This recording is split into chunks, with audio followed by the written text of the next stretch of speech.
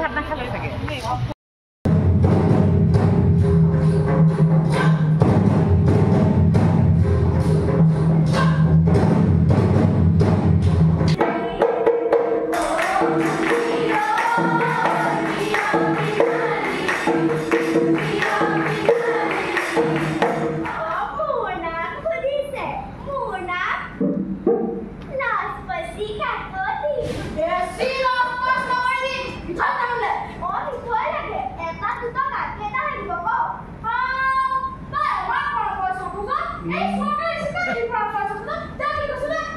যোৱা এমাহজোৰা নাট কৰ্মশালা অনুষ্ঠিত হৈছিল আৰু নাট কৰ্মশালাৰ অন্তত আমাৰ বাৰ্ষিক প্ৰযোজনা হিচাপে আমাৰ দেৰগাঁও নৰ্থ ইষ্ট থিয়েটাৰ একাডেমীৰ উদ্যোগত গোলাঘাট এমেচাৰ ছ'চাইটিত আমি যোৱা 5 আৰু আজি 6 আগষ্টত দুখনকৈ বৰ সুন্দৰ নাটক আমি ইয়াত মঞ্চস্থ কৰা হ'ল আমাৰ নৰ্থ ইষ্ট থিয়েটাৰ একাডেমীৰ প্ৰশিক্ষাৰ্থীসকলৰ দ্বাৰা।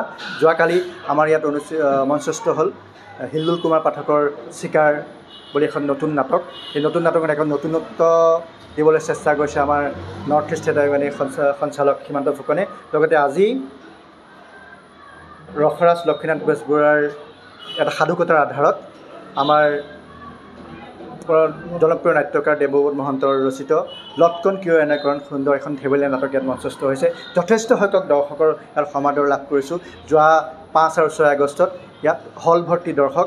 বৰ ভাল লাগিছে যে নাটক চাবলৈ ইমান মানুহ আহিছে, নাটক চাবলৈ ইমান মানুহ আহিছে আৰু গোলাঘাট আৰু দেৰগাঁও বা যোৰহাট গুৱাহাটীৰ পৰাও কালি মানুহ আহিছে ইয়াত চাবলৈ। গতিকে আমি বহুত ভাল পাইছোঁ। নৰ্থ ইষ্ট একাডেমীৰ এই উদ্যোগ আমি অনাগত দিনতো আমি অব্যাহত ৰাখিম আৰু আপোনালোকৰ মাজলৈ ধুনীয়া ধুনীয়া নাটক আমি আগবঢ়াই দিবলৈ চেষ্টা কৰিম। আপোনালোকৰ আন্তৰিক সহযোগিতা সদায় কামনা কৰিছোঁ। লগতে গোলাঘাট এমেচাৰ ছ'চাইটিয়ে যি আমাক আন্তৰিক সহযোগিতা আৰু সাহচৰ্য প্ৰদান কৰিলে তেওঁলোকক আমি আন্তৰিক ধন্যবাদ। লগতে নুমলীগড় ৰিফাইনেৰীৰ তৰফৰ আমাৰ ফালৰ পৰা আন্তৰিক ধন্যবাদ জনাইছোঁ তেওঁলোকৰ সহায় সহযোগিতাৰ বাবে।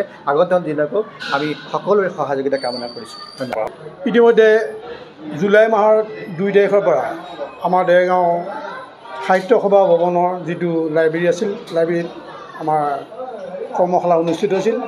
এই কৰ্মশালাৰ অন্তত 5 আৰু 6 তাৰিখে গোলাঘাট এমেচাৰ থিয়েটাৰ হলত আমি 2খন নাটক নিৰ্বাচন কৰিছিলোঁ। সেই 2খন নাটক আজি মঞ্চস্থ কৰিছোঁ।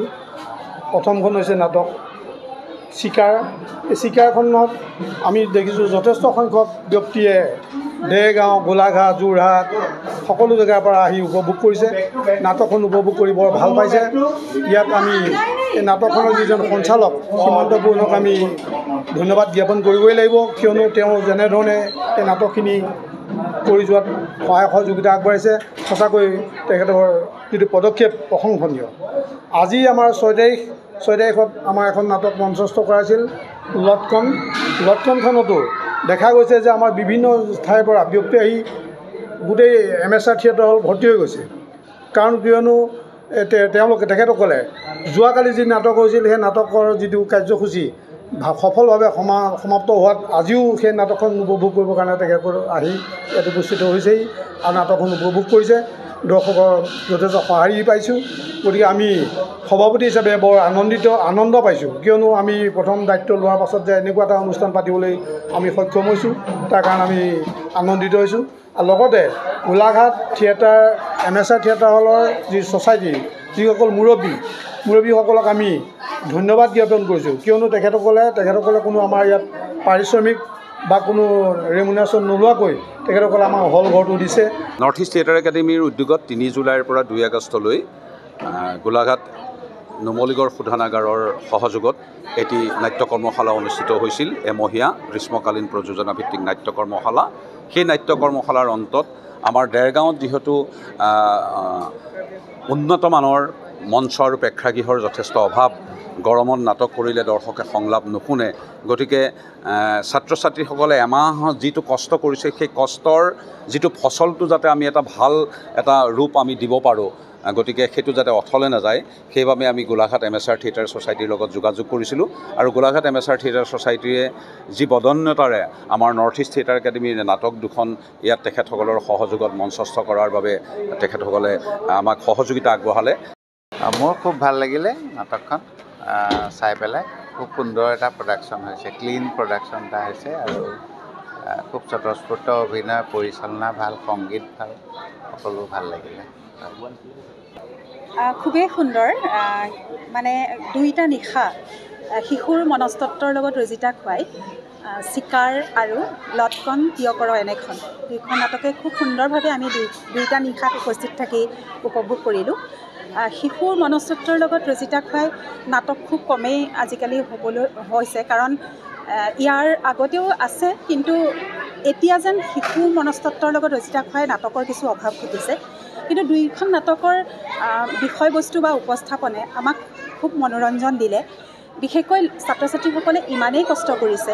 নৰ্থ ইষ্ট থিয়েটাৰ একাডেমীৰ দেৰগাঁৱৰ যিজন পৰিচালক সীমান্ত ফুকন ডাঙৰীয়া, তেখেতে যথেষ্ট কষ্ট কৰি ছাত্ৰ ছাত্ৰীসকলৰ পৰা এনেধৰণৰ পাৰদৰ্শিতা আদায় কৰিবলৈ সক্ষম হৈছে। আৰু গোলাঘাট এমেচাৰ থিয়েটাৰ ছ'চাইটিৰ সদস্য হিচাপে আমি এজন আৰু দৰ্শক হিচাপে ইয়াত যথেষ্ট আহ্লাদিত হৈছোঁ। তেখেতসকলৰ এই যাত্ৰা সদায় অব্যাহত থাকক। বিশেষকৈ যিটো পৰিচালকৰ নতুন দৃষ্টিভংগীৰে উপস্থাপন কৰাৰ শৈলী, সেইটোত যথেষ্ট আমি ভাল পাইছোঁ, সুখী অনুভৱ কৰিছোঁ।